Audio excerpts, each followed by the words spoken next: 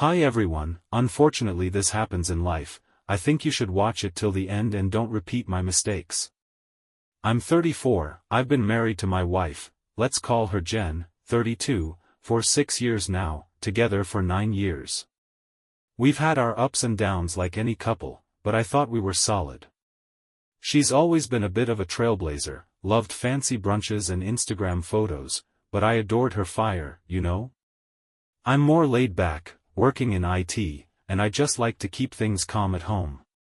The trouble started creeping in about 4 months ago. She got this new job at a marketing firm, and suddenly she's networking all the time, late nights, weekend team building trips. I didn't think much of it at first, I was proud of her hustle.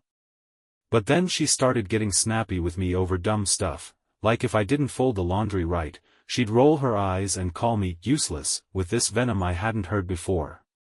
She'd always been a little sharp-tongued, but this felt different, colder. And her phone? Glued to her hand.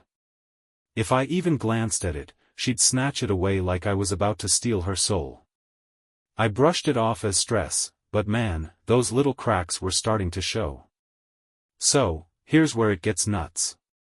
About a month ago, I'm working from home, and Jen's out at some client dinner. She'd been extra bitchy that morning, snapped at me for leaving a coffee mug in the sink, called me a slob like I'd burned the house down. Whatever, I let it slide. She leaves, and I'm just chilling, scrolling X, when I notice her iPad on the couch. She's always on that thing, and yeah, it's synced to her phone. I'm not proud of this, but curiosity got me. I wasn't even snooping at first, just picked it up to play some dumb game. Then a message pops up on the screen from Mark, work. It's locked, but the preview says, "Last night was insane, can't stop thinking about you." My stomach dropped. I mean, what the hell? I tried to rationalize it, maybe it's work stuff, right? But, insane and can't stop thinking about you don't sound like they're about spreadsheets. I don't know her passcode, but I remembered she uses the same one for everything.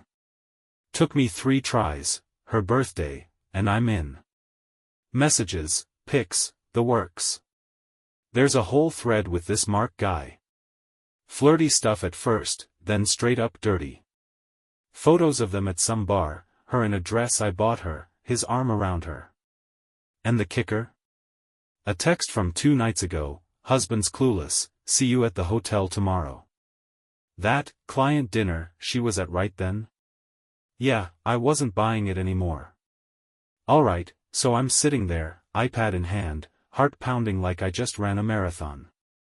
Jen's still out, supposedly at her client dinner, and I'm spiraling. I didn't know whether to call her, storm out, or just smash something. I waited, 2 agonizing hours, until she waltzed in at 11 p.m., reeking of wine and perfume. She's got this fake smile, tosses her bag down, and goes, "Hey, babe, how's my favorite couch potato?" Like nothing's wrong. I couldn't even play along. I just held up the iPad and said, "Who's Mark?" Her face? Priceless. Went from smug to deer in headlights in 0.2 seconds. She starts stammering, "What are you talking about? Why are you in my stuff?" I cut her off, read the hotel text out loud, and she flips. "You're invading my privacy," she yells, like I'm the bad guy. Then the lies start pouring out, "Oh, it's just a friend, you're overreacting, he's a coworker, we're working on a project." I ask about the bar pics, the flirty crap, and she doubles down, "You're paranoid, I'd never cheat." She's practically screaming now, tears on cue, but I could see through it. When I mentioned the hotel, she froze, then tried, "It was a group thing, you're twisting it." I wasn't buying a word. She stormed off to the bedroom, slamming the door, leaving me standing there like an idiot. So, after she slammed the door, I just stood there in the living room, staring at the wall. It was like my brain short-circuited. I didn't even feel mad at first, just numb. I grabbed a beer, sat on the couch, and then it hit me like a freight train. 9 years with this woman, 6 married, and she's been screwing around behind my back, lying to my face, treating me like garbage. The shock turned into this white-hot rage. I wanted to trash the place, scream, call her every name in the book. But then I scrolled through those messages again, and the anger just melted into this gut-wrenching sadness. I kept thinking about all the little moments I'd ignored, her bitchy comments, the late nights, how she'd stopped touching me months ago. I'd been telling myself it was just a phase, but nah, she'd checked out. I felt so stupid, like I'd been played for a fool. The worst part? I still loved her, or at least the version of her I thought I knew. That night, I didn't sleep. I just sat there, replaying every fight, every "I love you" that now felt like a lie. By morning, I was a wreck, exhausted, heartbroken, and pissed off all at once. I didn't know who I was madder at, her for cheating, or me for not seeing it sooner. Morning comes, and I'm still on the couch, bleary-eyed and running on fumes. Jen finally slinks out of the bedroom, looking like she's ready for round 2. She starts with this half-assed apology, "I'm sorry you're upset, but you're blowing this out of proportion." No accountability, just more gaslighting. I wasn't having it. I told her I knew about Mark, the hotel, everything, and I wasn't gonna be her doormat anymore. She got quiet, then tried the waterworks again, saying she didn't mean for it to happen and it was a mistake. A mistake? Months of sneaking around isn't a damn mistake, it's a choice. I asked her point blank if she wanted to fix this or if she was done. She hemmed and hawed, threw out some crap about needing space to figure herself out, which was code for, "I want Mark but I'll keep you as a backup." That was it for me. I told her I was done, marriage over, she could pack her stuff and go. She flipped out, called me heartless, said I was throwing away everything over one little thing. One little thing? I almost laughed. I didn't yell back, just told her to get out by the weekend. She stormed off again, and I called a buddy to crash at his place. I couldn't stay in that house with her venom anymore. By the time I left, I'd decided, divorce was the only way forward. No more lies, no more games.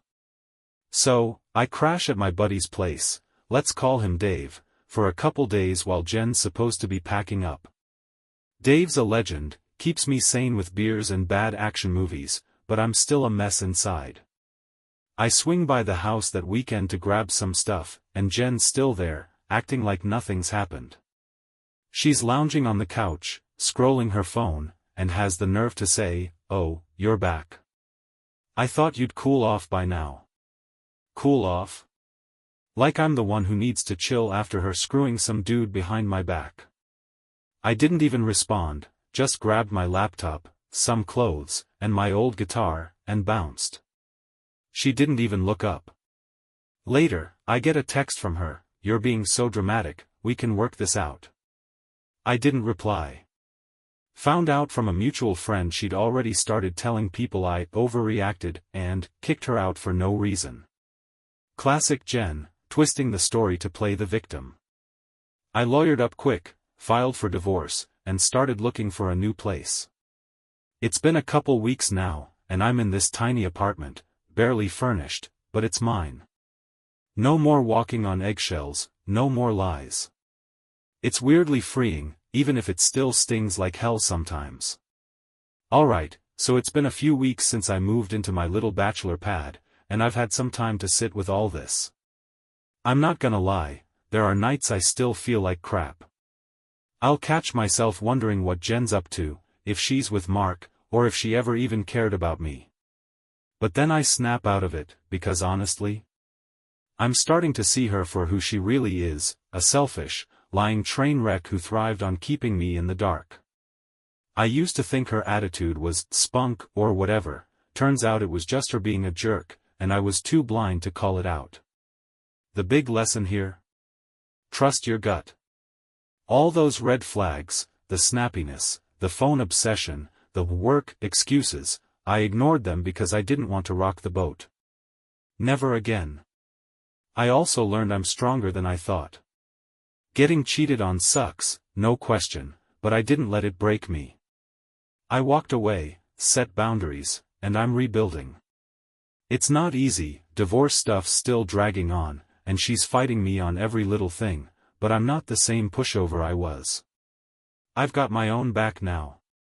So, if you're reading this and you're stuck in a similar mess, here's what I'd say: don't ignore the signs. If your partner's acting shady, hiding their phone, picking fights over nothing, pulling away, it's not just stress. Dig deeper, even if it hurts. Second, don't let them flip it on you. Jen tried to make me the bad guy for finding out, and I almost bought it. You're not crazy for wanting the truth. Third, get out fast if it's toxic. I wasted too much time hoping she'd change, and all I got was more lies. Rip the band-aid off and save yourself the extra pain. Also, lean on your people. Dave, my family, even some random co-workers, they've kept me from losing it. You don't have to go through this alone. And finally, don't blame yourself. I beat myself up for not seeing it sooner, but cheaters are the ones who suck here, not you for trusting them. It's their mess, not your failure. If I can get through this, and trust me, I'm still a work in progress, you can too. Just when I thought this roller coaster was leveling out, life decided to toss in a plot twist. A week ago, I'm at the grocery store, minding my own business, when I run into Jen's sister, Lisa. We've always gotten along, she's the chill one in their family, and she looks awkward as hell seeing me. After some small talk, she drops a bomb: Jen's been telling everyone she's pregnant. Pregnant? My first thought? No way, it's mine. We hadn't slept together in months before I left. Lisa confirms it's Mark's, but Jen's spinning some story to her friends that I abandoned her in her time of need. I was floored. Part of me wanted to call Jen and rip into her, but I didn't. What's the point? She's still playing her games, just with higher stakes now.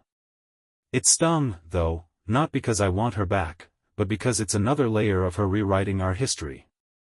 Lisa apologized, said she didn't buy Jen's crap, and we ended up grabbing coffee. She's been a surprising ally through this, which I didn't see coming. It's weird how betrayal can shake out unexpected support. So, here I am, April 2025, sitting in my half-empty apartment, typing this out for you all. The divorce is still grinding along. Jen's fighting me on the house, probably just to spite me, but I'm not letting it drag me down. That pregnancy bombshell? It's Mark's problem now, not mine. I've got a lawyer handling the mess, and I'm just focusing on keeping my head above water. I've started hitting the gym, picked up my guitar again, and even went on a date last week. Nothing serious, just testing the waters. It felt good to laugh without that weight on my chest. Looking back, this whole thing taught me I'm tougher than I thought. Jen's cheating broke my heart, yeah, but it didn't break me. I learned to spot the bullshit, stand up for myself, and not let someone else's crap define my worth. My advice to anyone stuck where I was? Trust yourself, walk away when it's rotten, and don't be afraid to start over. It's scary as hell, but there's light on the other side. I'm not all the way there yet, but I'm getting closer every day.